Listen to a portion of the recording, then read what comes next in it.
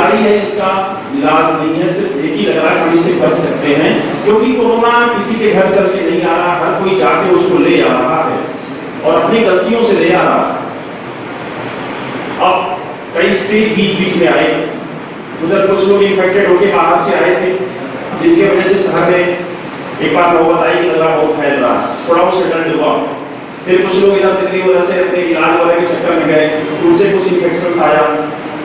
फिर कुछ हमारे मजदूर भाई जो बाहर थे वो घर की तरफ हैं, उनके थ्रू आ रहा है।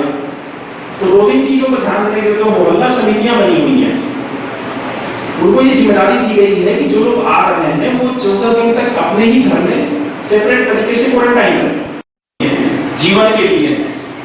पहले तो जीवन हमारा सुरक्षित रहे, आम में अमन चैन रहे, स्वस्थ रहे लोग, तब ये चीजें हो सकती हैं।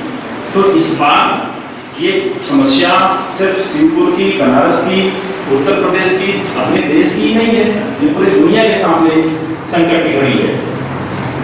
ढेर सारी चीजें आप देख रहे हैं तो नहीं हो पा रही, तमाम आयोजन कट कर दिए गए, चर्च बंद रही ईस्टर में, गुड फ्राइडे में। हनुमान गंगा यात्रा इतनी बड़ी निकलती थी, 1.5 लाख की, कि भिखारीपुर से संकट मोचन मंदिर तक आयोजन ही नहीं हुआ, उन्होंने पहल ही नहीं की, खुद ही बंद कर दिया। पूरे नवरात्र में सारे मंदिर बंद रहे, कोई नहीं हुआ। ये ऐसा अवसर है कि हमें थोड़ी किसी भी मस्जिद में जाकर नमाज की जा सकती है, वो लोग होंगे। कुछ मस्जिदें ऐसी होती हैं जिसके अंदर लोग रहते हैं, बड़ी होती हैं। ऐसी मस्जिदें हमारे शहर में तो 3 हैं, जिसके अंदर कुछ परिवार रहते हैं, एक परिवार, एक में 2 परिवार रहता है, एक में अकेले रहते हैं। तो ऐसी सिचुएशन में वो बाहर न जाकर के वो वहीं पे नमाज पढ़ने के, मस्जिद की देखभाल करेंगे अपना, वो अंदर जो रहते हैं। ये बातें उसमें हुई थी, जैसे मंदिर की पोजीशन है, तो एक पुजारी कोई रहता है, वो मंदिर की साफ सफाई करता, आरती करता, वो अंदर रहता। कोई मंदिर किसी श्रद्धालु जाके अंदर किसी मंदिर में नहीं जाके दर्शन करेगा। काशी विश्वनाथ मंदिर बंद है, संकट मोचन मंदिर बंद है, सारे मंदिर बंद है, काल भैरव मंदिर बंद है, तो उसमें कोई धर्म की स्थिति नहीं है। आगे आने वाले जो हमारे त्योहार हैं, जिसमें जुमा अलविदा है, ईद है, एक काजी की बारात का त्योहार भी मेला लगता था, उन सब है, जिसमें भी साफ तौर पे सभी लोगों को बताया गया कि ये सारे आयोजन, क्योंकि सामाजिक तौर पर लोग गैदरिंग करते हैं, इकट्ठा होते हैं, तो ये नहीं हो सकते। जब आपको खुद ही लग रहा है कि इस हाल में बैठे हैं आप, तब भी घने हो गए, तो मेला आयोजन कैसे हो सकता है? ये तो वही है कि सारी चीजें होने के बाद मैं पूछने के साथ लेकिन बताना का कि ऐसा क्यों। जब हम जान रहे हैं, समझ रहे हैं कि एक ऐसी बीमारी है जो अभी तक लाख पोजीशन में है, जिसका एक ही चीज समझ में आया है दुनिया भर को कि अभी हम इसको डिस्टेंस से दूर रह करके थोड़ा सा उसे बच सकते हैं, क्योंकि किसी को ये हक नहीं है ना कि वो दूसरे के किसी के जीवन को, सामाजिक जीवन को डिस्टर्ब करेगा। सबसे पहले तो खुद अटैक हो रहा है, परिवार कर रहा है, फिर अपने नजदीकी दोस्तों मित्रों कर रहा है, और फिर वजह कितने करेगा। तो ये बातों को इन अवसर पर आपसे एक तरह रूबरू होकर बात करने का कि बहाने ही सही हुआ कि आपसे बताई जाए। फिर एक बार, क्योंकि धीरे धीरे चलते 1.5 महीने के दौर में कुछ लोग फिर ही होने लगे हैं, कुछ लोग बिल्कुल बेताबी छा रहे हैं, ये सब्जी देखते आराम से हो सकता है कि आपकी मनपसंद की सब्जी न मिल पाई, नहीं तो हुआ, खत्म हो जाए, दूसरे दिन मिल जाएगी, लेकिन आप डिस्टेंस बनाए रहेंगे तो शायद हो सकता है बहुत बड़ी बला से बचा ले जाएंगे अपने परिवार को। हो सकता है कि बिल्कुल कोई अपरिहार्य स्थितियां आ जाए, बीमार पड़ गया और कुछ भी हो, तो ऐसा किया जा सकता है। देखो उसका ये मतलब नहीं कि कोई बैठ के 2 लोग घूमने निकल पाएंगे, तो आपसे औचित्य पूछा जाएगा, आप अनावश्यक घूमते मिलने की कार्रवाई भी होगी। ये बातें भी उतने ही स्ट्रिक्टली पालन कराने की जरूरत है, और वो पालन अकेले हम नहीं करते, आप सब उसमें सरोकार होकर अपना देना पड़ेगा, और दिया भी आपको बहुत अच्छा अभी तक धीरे धीरे करके किसी करके बनारस में भी शतक की तरफ पहुंच रहा है। लेकिन बहुत अच्छी बात है कि हमने बहुत अच्छा उसमें से रिजल्ट आया कि बहुत ढेर सारे लोग निगेटिव होकर घरों को वापस आए। काफी कंट्रोल इन दिस सिचुएशन और लोगों की तुलना में है। ऊपर वाला न करे आप इन्फेक्टेड हो गए, सिम्टम आ गया तो आप तत्काल अपना वो कराइए, टेस्ट कराइए, पॉजिटिव आता है आप चले जाइए। और 97% लोग ठीक होकर आज की डेट में लौट रहे हैं, 97%। तो इसीलिए किसी और बीमारी से ये ज्यादा गड़बड़ नहीं है। लेकिन डरना क्यों है कि आप तो स्वस्थ हैं, आप लड़ लिए, ठीक हो गए, आपसे आपके घर के आपके माँ बाप को हो गया, आपके छोटे बच्चों को हो गया, तो उनके साथ दिक्कत है। कोई किसी और बीमारी से पहले से ग्रसित है, उसको हो गया तो फिर उसके साथ दिक्कत है। तो इतना सरोकार अपने परिवार के प्रति, अपने बड़ों के प्रति, अपने छोटे के प्रति हम सभी को दिखाना ही पड़ेगा। ये अनुरोध है कि आप लोग मोहल्लों में सभी लोग जिम्मेदार लोग हैं, लोगों को कन्विंस भी करिए, बताइए।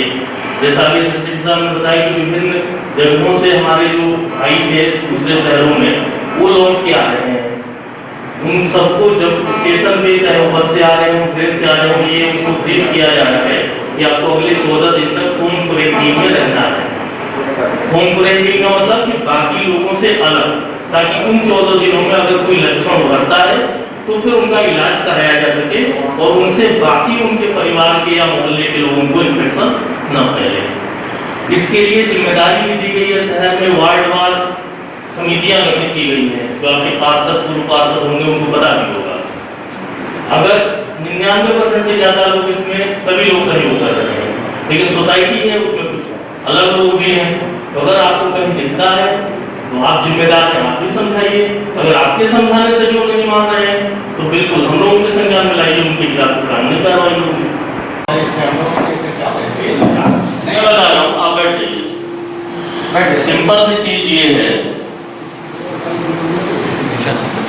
कि अनुमति सिर्फ ये दी गई थी कि अगर किसी धार्मिक स्थल पे कोई उस धार्मिक स्थल के अंदर ही रहता है, वो अपना पूजा पाठ इबादत करता रहेगा। कोई व्यक्ति बाहर से जाके किसी स्थल में कोई पूजा इबादत नहीं कर सकता है। क्लियर है? रहते थे लोग, फिलहाल अभी रहते थे, अभी रहते हैं जी रहते थे। है आपके एक शब्द बताइए। उसी के ठीक सामने मुन्ना भाई रहते हैं। कोई मतलब नहीं है, जंगल को बंद रहेगा। नहीं वही सामने है मस्जिद, ये है, कोई मतलब नहीं है ना, कोई चल के नहीं जा सकता। अच्छा ठीक है। अगर ये हमारा घर है, इसके अंदर मैं रह रहा हूँ, ये कोई पूजा स्थल है, इबादत स्थल है, तो मैं करूंगा। ये नहीं मैं सामने रहता हूँ तो वो जाऊंगा, इसमें करूंगा और जाऊंगा, ये नहीं है। ठीक, इसलिए कंफ्यूजन मत रही। सर, आज किस तरह की ये बैठक थी और क्या कुछ महत्वपूर्ण दिशा निर्देश नागरिकों को दिए गए आपने? ये हमारे थाना क्षेत्र के जो संभ्रांत व्यक्ति हैं, पीस कमेटी के मेंबर्स हैं, उनकी मीटिंग थी।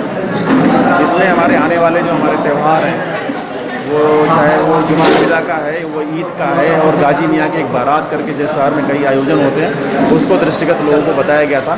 क्योंकि ये आयोजन जो परंपरागत पहले सामाजिक और धार्मिक गैदरिंग के साथ होता था, वो इस साल नहीं हो पाएगा, क्योंकि संभव नहीं है। जो लॉकडाउन के नियम है, सोशल डिस्टेंसिंग का पालन, तो संभव नहीं है। इससे लोगों ने एग्री किया, वो खुद ही जानते थे इन बातों को, इन्हीं बातों को विचार विमर्श हुआ। सर, क्या कुछ भ्रम अभी तक था, उस भ्रम को आपने दूर किया? नहीं, कोई भ्रम की स्थिति भी नहीं थी इनके पास। लोग जानते थे कि ये संभव नहीं था। एक था कि उसे फिर से रिवाइज किया जाए, इनसे साथ बात किया जाए, और भी जो उसके अलावा इशूज़ हों थाना क्षेत्र के, उन पर भी बातें हों। सर, बावजूद इसके अगर नियमों की अनदेखी करते कोई पाया गया तो किस तरह की कार्रवाई हो रही है? और सख्त कार्रवाई हो रही है। जो भी नियमों को अनदेखी करते पाया जाए उसके खिलाफ FIR होगी, तो जेल जाएगा। सर, बाहर से भी श्रमिक आ रहे हैं, उनको लेकर के क्या व्यवस्थाएं हैं, उनको किस तरह से टिकट किया जाए? जो भी बाहर से हमारे श्रमिक आ रहे हैं, उनके आने के दो रास्ते हैं, सड़क मार्ग से और रेल मार्ग से। रेल मार्ग के लिए कैंट रेलवे स्टेशन पे, और सड़क मार्ग से जो आ रहे हैं उनके लिए राजा तालाब की IT पे आश्रय स्थल बनाए गए हैं। वहाँ पे उतरने के बाद ही उनका मेडिकल स्क्रीनिंग किया जाता है, उनके डिटेल नोट किए जाते हैं। जो वाराणसी के लोग होते हैं उनका श्रम विभाग पंजीकरण करता है। इसके अलावा उनको होम क्वारंटीन की चीज़ें देते हुए और एक तरफ ब्रीफ उनको किया जाता है कि आपको अब क्या करना है अगले 14 दिन तक, और ये निर्देश देते हुए बसों के माध्यम से उनको उनके गंतव्य स्थल तक भेजा जाता है। वार्ड स्तर तक सर कोई समिति भी बनाई गई है जो अलीगल तरीके से भाग के आ जा रहे हैं? वार्ड स्तर पर एक तरह की वो जागरूकता समिति है, उसका काम सिर्फ ये है कि अगर कई बार ये हो रहा है कि कुछ लोग बिना जानकारी के भी आ जा रहे हैं अलग रास्तों से, तो वो लोग सिर्फ अपने वार्ड में ये देखते रहेंगे कि कोई व्यक्ति बाहर से आता है तो होम क्वारंटीन की जो चीज़ें हैं वो फॉलो करे उसका, और अगर वो फॉलो नहीं करता है तो उनको समझाएं या हमारे संज्ञान में लाएं कि वो व्यक्ति नहीं फॉलो कर रहा है, ताकि इससे ये होगा कि हम प्रसार को काबू कर पाएंगे और कंटेन कर पाएंगे इस बीमारी के फैलने को। सर, आज की महत्वपूर्ण बैठक भी आपने ली, क्या कुछ आवश्यक दिशा निर्देश आपके हैं? ये बैठक का पर्पज़ था कि रमज़ान का पाक महीना चल रहा है, इसमें भी जुमा, अलविदा और ईद का त्यौहार भी आने वाला है, और इसको लेते हुए जो क्षेत्र के संभ्रांत लोग थे उनसे बातचीत हुई कि लॉकडाउन की स्थिति में जो हमको एक अलग तरीके से अपने त्योहारों को मनाना पड़ रहा है, उसी तरीके से अपने त्योहारों को मनाएं और कहीं भी सार्वजनिक तौर पे किसी तरह की गैदरिंग धार्मिक या किसी भी कारण से न करें। इन्हीं सब चीज़ों को लेके हम लोगों ने आपस में विचार विमर्श किया और लोगों को ये प्रेरित किया कि वो बाकी मोहल्लों में भी जाएँ तो ये फैलाएँ कि सोशल डिस्टेंसिंग का हर व्यक्ति फॉलो करो या कहीं भी अननेसेसरी कोई इकट्ठा न हो।